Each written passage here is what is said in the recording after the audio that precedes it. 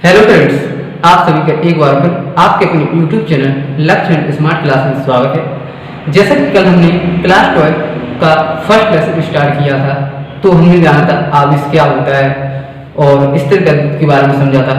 तो उसी क्रम में आज हम थोड़ा और आवेश के बारे में जानेंगे। तो जैसा कि कल बताया गया था आवेश क्या होता है, तो आपके लिए बताया होगा कि जब हम दो वस्तुओं को आपस में रगड़ते हैं तब उनमें आकर्षण का गुण आ जाता है। अतः आवेश द्रव्य या पदार्थ से संबंधित वह गुण है जिसके कारण वैद्युत तथा चुंबकीय प्रभाव उत्पन्न किए जाते हैं या फिर अनुभव किए जाते हैं, आवेश कहलाता है। ये आपके लिए बताया गया था कि आवेश वह गुण है जिसके कारण वैद्युत और चुंबकीय प्रभाव उत्पन्न किए जाते हैं। आवेश दो प्रकार का होता है, एक होता है धनावेश और दूसरा होता है ऋणावेश। जी आपको बताया गया था। इसके बाद बताया गया था कि आवेश दो प्रकार का होता है, एक होता है धनावेश और एक होता है ऋणावेश। धनावेश होता है जिसमें इलेक्ट्रॉनों की क्या होती है, कमी होती है। ऋणावेश होता है जिसमें इलेक्ट्रॉनों की क्या होती है, अधिकता होती है।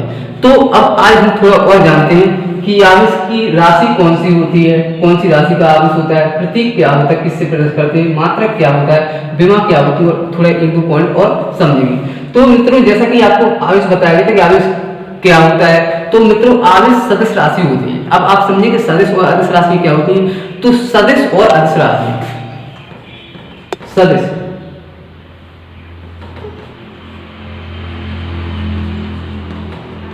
और अदिश, सा का मतलब होता है सहित और दिश का मतलब दिशा, यानी जिसमें दिशा के साथ साथ परिमाण की आवश्यकता होती है वो तो कहलाती है सदिश।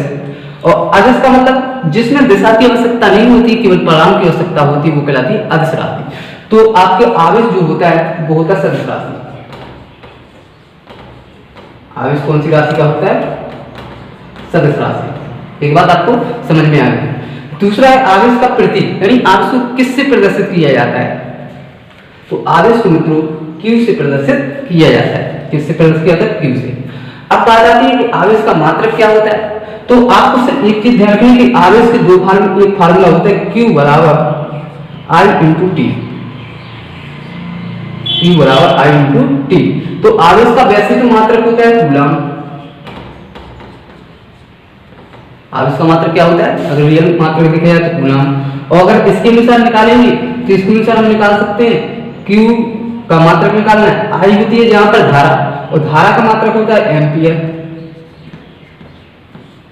T होता है समय, और समय का मात्रक होता है सेकंड। तो हम एक और मात्रक लिख सकते हैं इसका, एम्पियर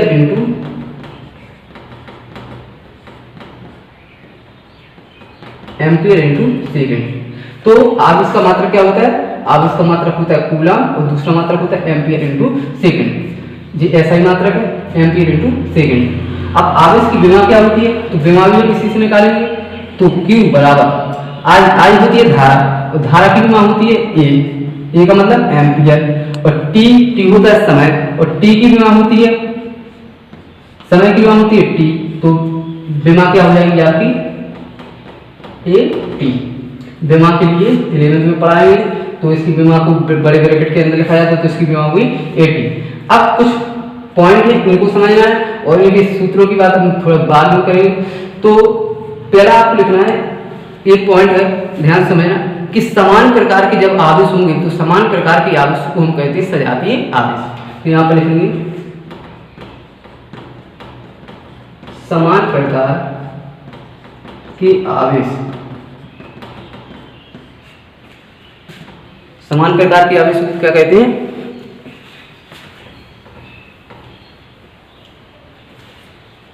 समान प्रकार के आवेशों को हम कहते हैं सजातीय।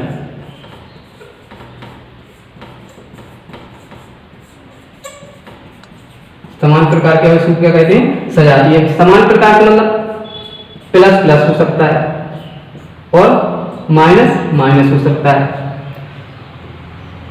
तो समान प्रकार के आवेशों को कहेंगे सजातीय आवेश, और असमान प्रकार के आवेशों को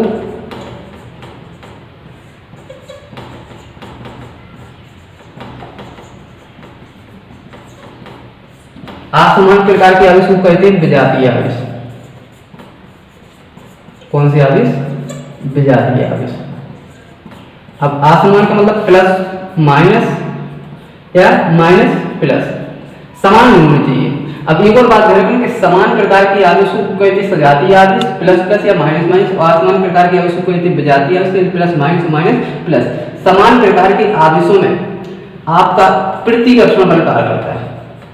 कौन सा बल कार्य करता है? प्रतिकर्षण। और असमान प्रकार के आवेशों में आपका आकर्षण बल कार्य करता है। हमने पहला पॉइंट समझा कि समान प्रकार के आवेशों को सजातीय आवेश कहते हैं और इनके मध्य प्रतिकर्षण बल कार्य करता है, और असमान प्रकार के आवेशों को हम विजातीय आवेश कहते हैं और इसमें आकर्षण का बल कार्य करता है। अब तीसरा पॉइंट आपको समझना है, किसी भी वस्तु का आवेश, किसी भी वस्तु का आवेश मूल आवेश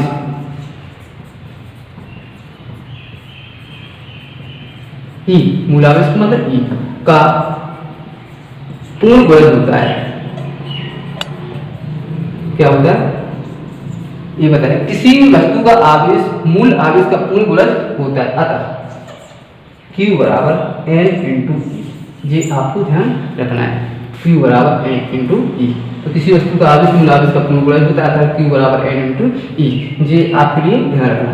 एक जो फार्मूला होता है 5वें पॉइंट में, चौथे पॉइंट में लिख देंगे, Q बराबर I इंटू T। इस प्रकार से इन पॉइंटों को आपको ध्यान रखना है।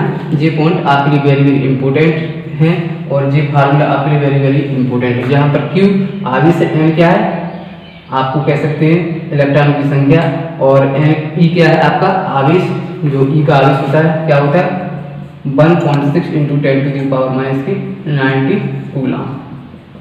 आवेश का मात्रा क्या होता है? कूलम। उसी प्रकार से Q बराबर I इंटू T भी आपको ध्यान रखना है।